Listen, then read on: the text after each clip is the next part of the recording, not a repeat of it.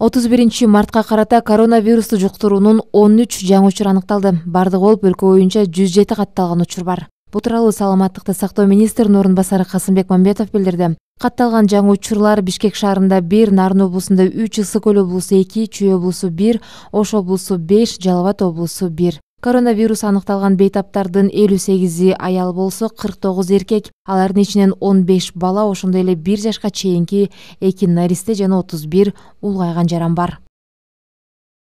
Бүгүн 31 марттан тарта мамлекеттик каттоо кызматынын бардык ведомстволор аралык бөлүмдөрү өлкөдөгү абал турукташканга чейин жабылат. Бул тууралуу коронавирустун алдын алуу боюнча республикалык штабтан билдиришти. Алардын катарына калкты тейлөө борборлору жана УНА мекемесинин бөлүмдөрү, Кыргыз почтасы ишканасынын жана архивдик агенттиктин бөлүмдөрү, ошондой эле паспорттук столдор жана ЗАГС кирет. Өзгөчө абал режиме киргизилбеген республиканын башка аймактарында ведомствонун алдындагы бөлүмдөр штаттык тартипте ишин улантат. Чет элдик жарандардын каттоосун калкты тейлөө борборлору ачылгандан кийин узартса болорун мамлекеттик каттоо кызматы эскертет. Ушул жылдын 22 мартынан 22 апрелине чейинки мезгилде төрөлгөн ымыркайлардын төрөлгөндүгү тууралуу күбөлүгүн алуу жылдырылат.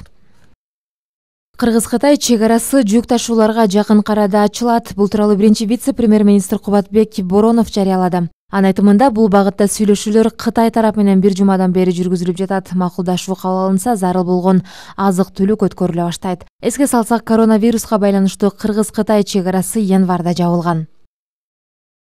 Каракол шаарында мамлекеттик чек ара кызматынын Ысык Көл облусу боюнча башкармалыгында жаш чек ара аскерлеринин ант берүү аземы уюштурулду. Бул тууралуу мамлекеттик чек ара кызматынан билдиришти. Маалымдалгандай, учурда коронавируска байланышкан кырдаалдан улам жаш аскерлер медициналык бет кап тагынып ант беришкен. Адатта жаш аскерлердин ант берүү салтанатына алардын жакындары, туугандары катышат. Бирок бул ирет белгилүү себептерден улам ант берүү салтанатына алар катышкан жок. Чек ара кызматы билдиргендей, 200 жаш аскер 2,5 ай бою аскер ишин үйрөнүшкөн.